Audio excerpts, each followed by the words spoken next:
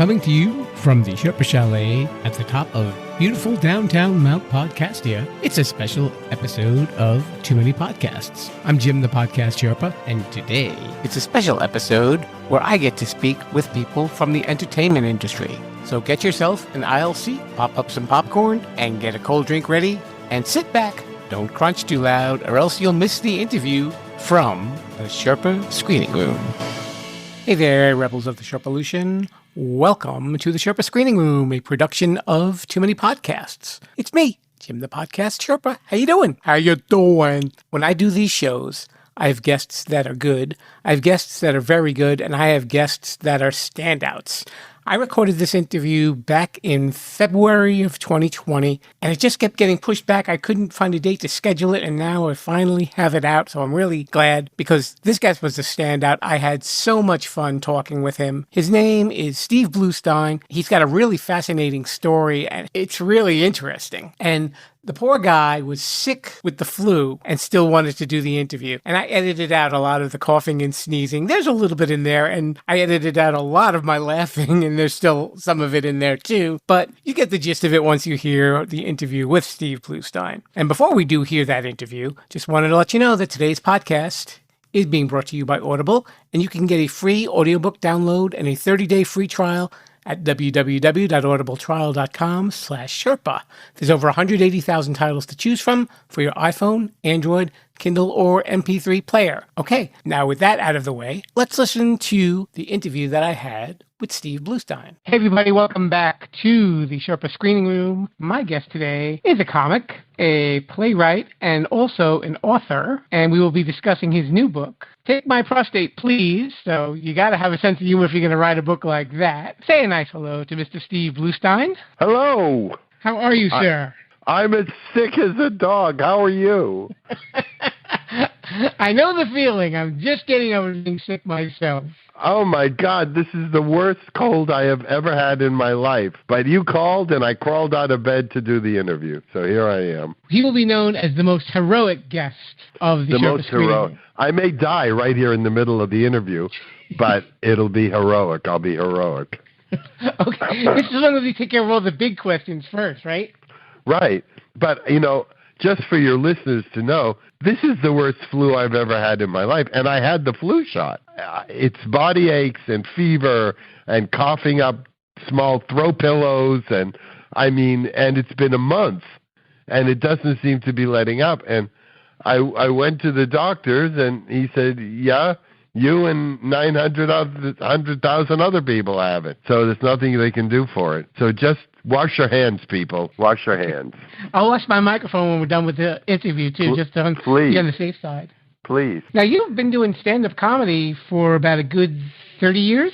Try 40 years. I started in 1971 when there was one comedy club in the United States, and that was the Comedy Store. The Improv had been in New York City, but it was basically a club where the kids from Broadway came after the show, and they got up and sang and danced, and some people did comedy. But it wasn't an exclusive comedy club the way the Comedy Store was. It wasn't until the Comedy Store opened that the Improv switched over to all comedy all the time. And Mitzi Shore created an industry that remains to this day. I mean, every club you go to in the United States today is based on the structure of Mitzi Shore's clubs. And I was right there on the ground floor. I walked into the Comedy Store in 1971. I was an assistant buyer and budget ladies' handbags in the May Company in Los Angeles. And I had 5 minutes worth of material that I had done to my friends in college. And I lived in an apartment building, and Reuben, who was on the Partridge Family, Dave Madden, heard me making people laugh sitting around the pool, and he pulled me aside, and he said to me, you could do this professionally, and I'm going to take you up to the Comedy Store. And Dave Madden and Albert Hammond took me up to the Comedy Store. I sat in the audience. I said, oh, I could do that. I've been doing this for years. And the next week I came back with my 5 minutes, And Sammy Shore, who was, the owner of the club at the time, pulled me aside and he said, "You keep coming back, kid. You keep coming back." He said, "You have the sound. And comedians have a specific sound. It's timing, it's clearness of punchlines." And Sammy told me I had it. And quite frankly, if Sammy hadn't come up to me and said that night, I would have gone home and gone back to the maid company and never come back again. What was it that first night when you played in front of an audience? Oh, it was like I had always been there. It was like I was in my living room telling people jokes. It was an exciting time because Barry Levinson hung out there. Craig T. Nelson hung out there. Flip Wilson, Red Fox, Steve Landisberg, Jay Leno, David Letterman, Elaine Boozler. I mean, it was the creme de la creme of the comedy scene at that time. And you have to realize at that time period, there must have been 50 comedians. Today there are 50,000. My housekeeper can do 20 minutes.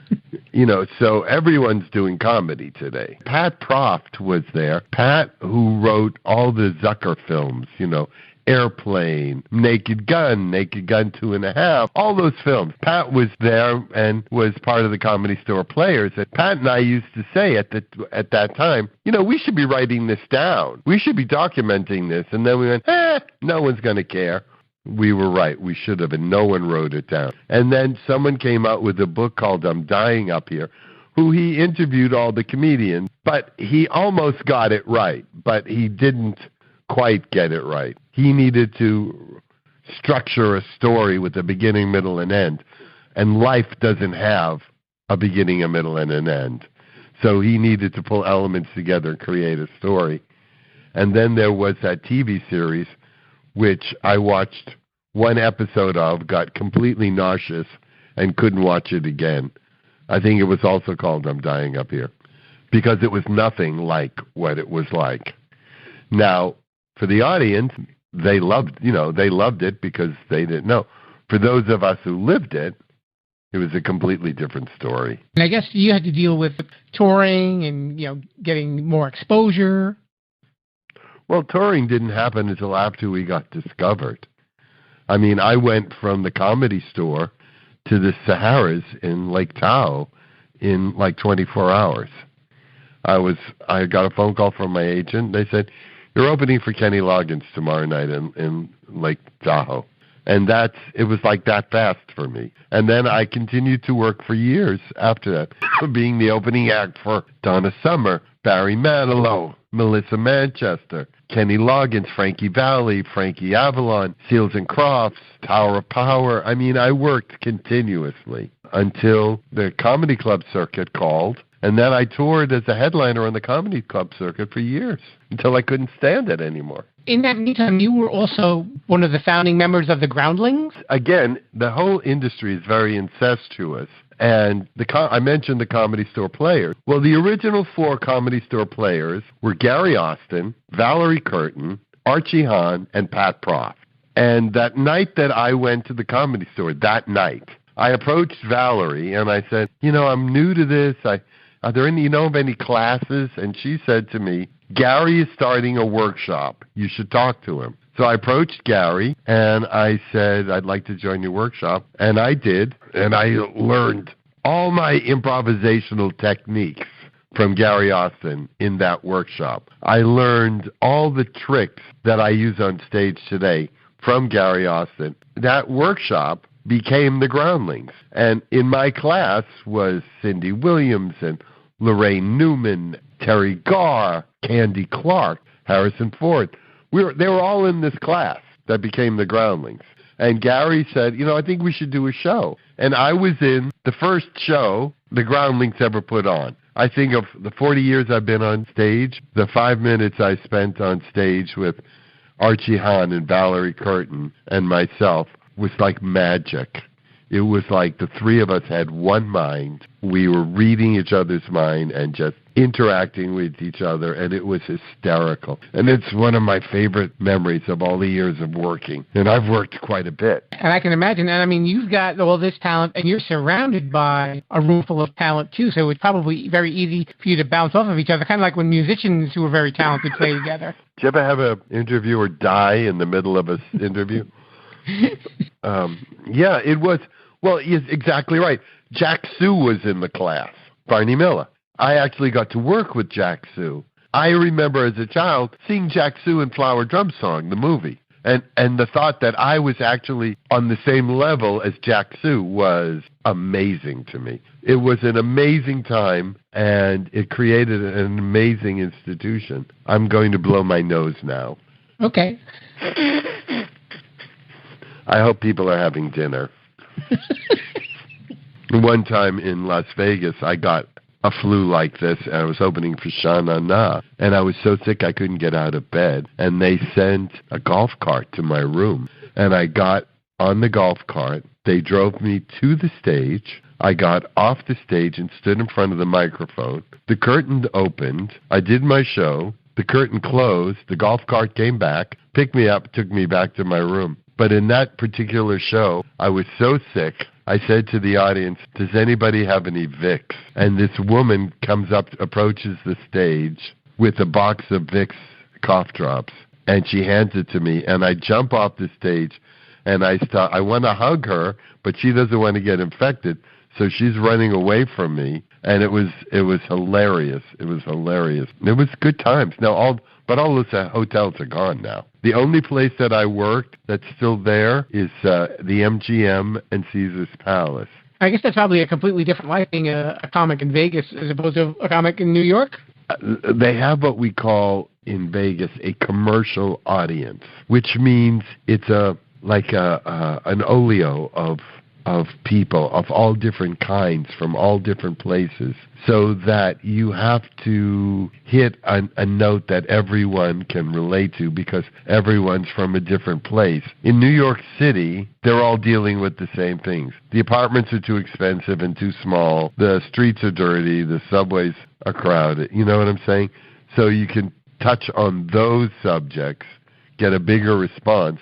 If you took that and put it in Vegas, you'd get a response, but not as big, because the people in Ohio and Florida and Colorado don't know what you're talking about. So you become more relatable in Vegas. Right. So you need to find more relatable material for the larger audiences.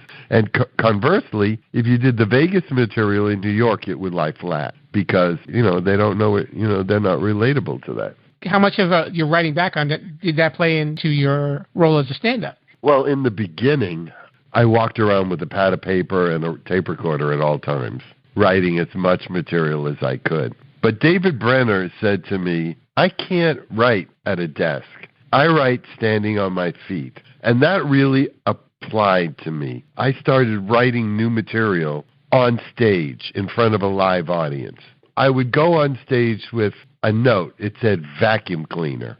And then I would start talking to the audience, and I would say, I just got a new vacuum cleaner. And I'd start telling them about the vacuum. And the material would come from there, because under the pressure of needing to get a laugh, you become more creative. 90% of my material is always written on stage. Okay. Unlike my books and my plays, which are methodically thought out and plotted and written and rewritten. I have one play, I think I have written it now about 28 times. Being the comic, I know where every laugh should be, and when there isn't one where I want it to be, I rewrite to make sure the laugh is there. So, I was always told that writing is rewriting, and that's the truth. Then you started writing for TV then, right? Right. Now, you worked as a writer on the Brady Bunch Variety Hour? You want to talk about that a little bit? Do I have to? My agent sent me up for this. They didn't tell me what it was. They just said, go up, have an interview. It's for a variety show. So I went up for the variety show, and I brought my videotape. I think I'd been on the Tonight Show or the Merv Griffin Show or Mike Douglas. You're going to have fun editing this. And I brought the videotape, and they saw the tape, and they go, God, you're so funny, and do you want to write? And I went, yes, I would love to write. And I said, what show is this? And Carl Kleinschmidt, who was the head writer, said it's the Brady Bunch Variety Hour. And just as he said that, a little tiny gnat flew in front of my face, and I swiped at it. And Carl thought I was doing the Three Stooges take. And he laughed hysterically, and he said, "You're hired." So I wrote the Brady Bunch Variety Hour with Bruce Villanch and Terry Hart, Ronnie Graham, Carl Kleinschmidt, Mike Kagan. Boy, you're a fast Googler.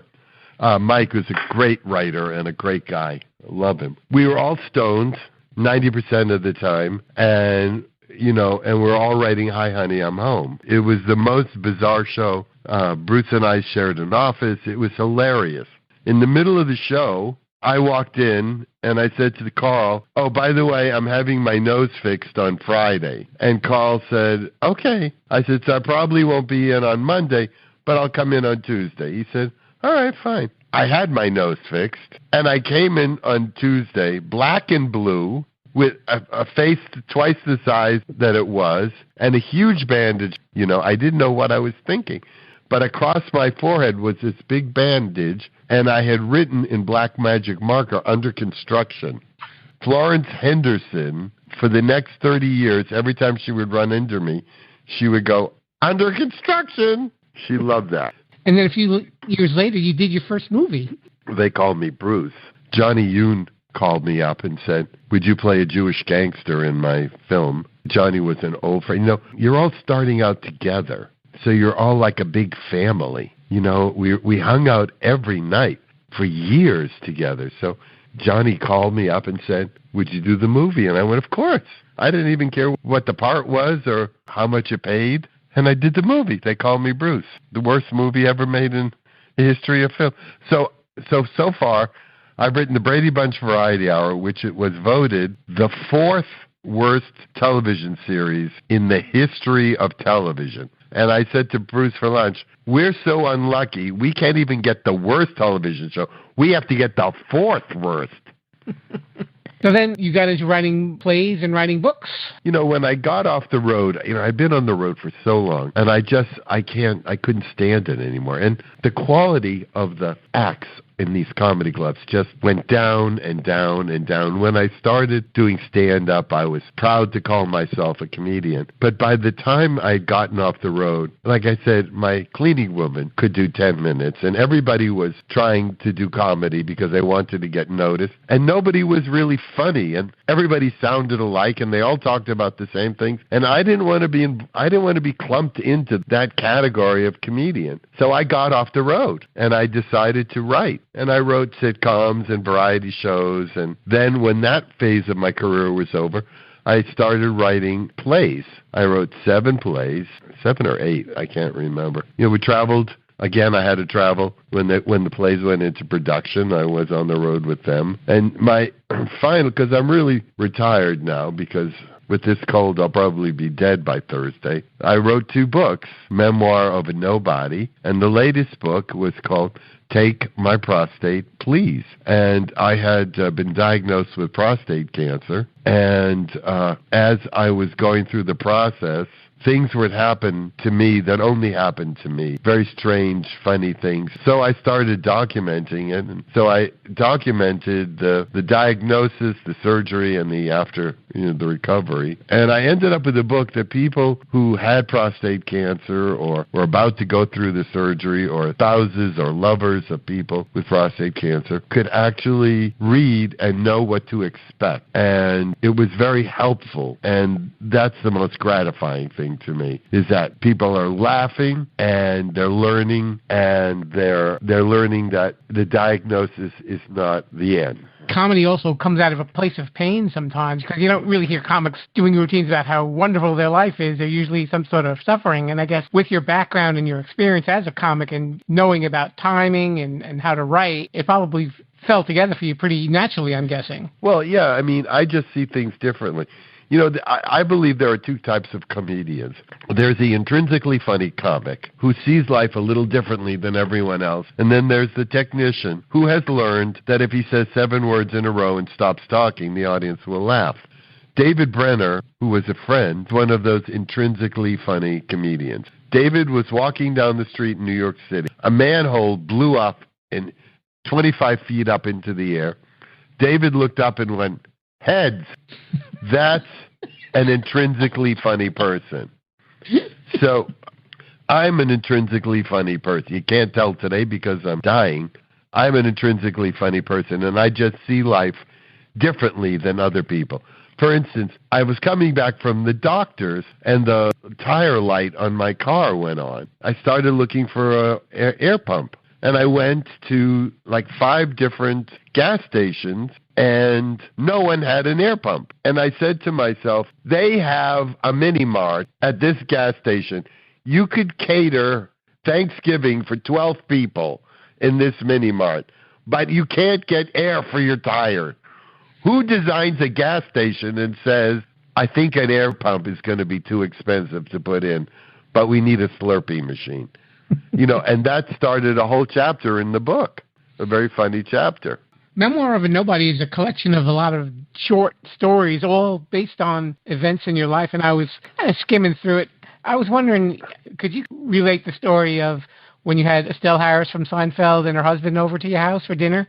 Estelle had agreed to do a staged reading of one of my plays called Rest in Pieces, and she was truly a lovely person. She's not like an actress. She's like, your Jewish mother. And so I wanted to thank her, so I invited her over to my house for dinner. And it was just one thing after another, starting with I dropped a 5-pound bag of rice on the floor, and my dogs came running into the kitchen, and they were fighting me for the rice, and then I put the meat in the crock pot and left, and I forgot to turn it on, so I came home, the meat wasn't cooked, and so I put it in the oven, and then Estelle came, and I didn't put the timer on right, so by the time we had finished talking, I opened the oven, and there was a charcoal briquette in the oven, and then the dogs came out and started circling the dining room table, and they started farting from the rice, and Estelle was, kept saying, it smells like your cow died in here. And it was, just one thing after another. And it ended when suddenly a platter in the kitchen fell off the shelf and smashed into 1,000,000 pieces on the floor. And she said, what the f*** is that? And I said, it's the dishes. They're committing suicide. And we laughed, and it was a hell of a night. It's a very funny story. I'm not doing it justice because it's too long a story to get all the details out in an interview. You have to buy the book and read it. There are a lot of stories in that book. A lot of them with celebrities, and some just on things that happen in your everyday life as well, I've noticed. Right. Like I said, I open for all these people, and I wanted to tell the backstage stories, not the ones that you see on stage. Like Kenny Loggins calls me up and says, you want to go for a steam? And I said, sure. He said, everybody in the band is going, we're going down the steam room. So I go down to the steam room, and there's Kenny Loggins and the whole band completely stark naked. And I, wear shorts when I shower.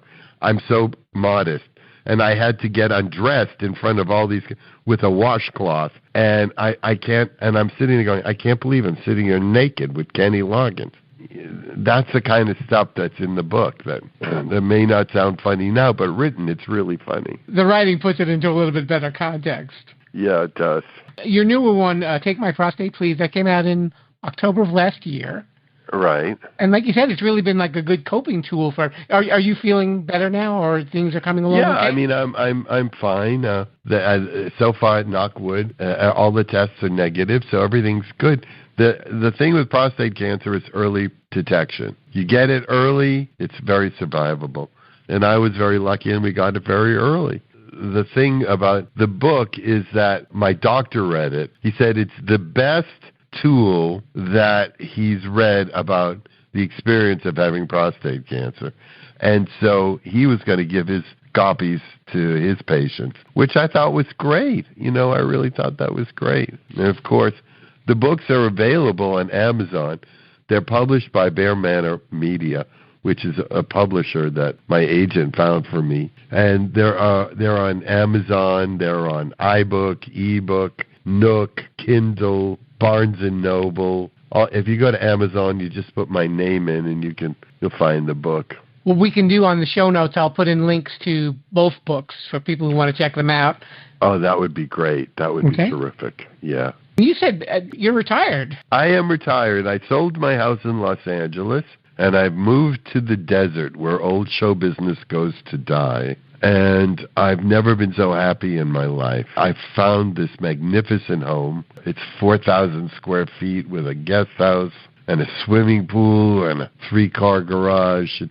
My friends call it the spa. I'm just so happy here. There's no traffic, and I said, you go to the post office, you're in and out in 3 minutes. It's not like in L.A. when you go to the post office, you have to map out your afternoon. You've had this obviously incredible career, and you have a lot of accomplishments under your belt. When you look back, you wanted people to know about you. What would you want them to be the first thing that they should know? Oh, that's a great question. They should know that I was there from day one with the Comedy Store. At the beginning of the comedy era, I was one of the original ones, and that I worked and contributed, and I think I'm most proud of my play Rest in Pieces, which has had 3 productions already. It's very close to my heart. It's almost autobiographical. It gets rave reviews wherever it's produced. Also that I care about my friends terribly, and I try to help as many people as I possibly can. Yeah, well, I guess with your book, Take My Prostate Please, that will be helping a lot of people, and people that you never even knew. Yeah, and that's really very rewarding to me. So his other book is called Memoir of a Nobody, but I would have to disagree with that. He is a somebody, and he's definitely made his mark in the world of comedy and in writing as well. And check out that book on Amazon along with Take My Prostate Please. His name is Steve Bluestein. Steve, thank you so much for coming on down to the screening room. It has been my pleasure, and I promise I'll come back when I'm not congested and coughing and sick like this. I'm usually much perkier. You were fine. I will hold you to return, though, sir. All right. I look forward to it. Thanks so much. Very special thanks to Steve Bluestein for swinging by the screening room at the Sherpa Chalet. The links to his books will be in the show notes. Make sure you follow the show at Sherpalution at Facebook, Instagram, or Twitter. You can get this show on your favorite podcast app or visit my website, Sherpalution.com. Please leave a nice review for us on Apple Podcasts, iHeartRadio, or Stitcher. Okay, that's it for me. I'm Jim the Podcast Sherpa. I will see you next time. And speaking of amazing stand-ups, let's flip it over to Mr. Bruce, who will show you out the door of the chalet. Viva la Sherpalution, everybody. Bye. Thanks for listening to Too Many Podcasts. Please disperse. You can go home now. I said you can go home now. Viva la Sherpalution. Viva la Sherpalution. Oh. Yeah, I'll come back now, you hear?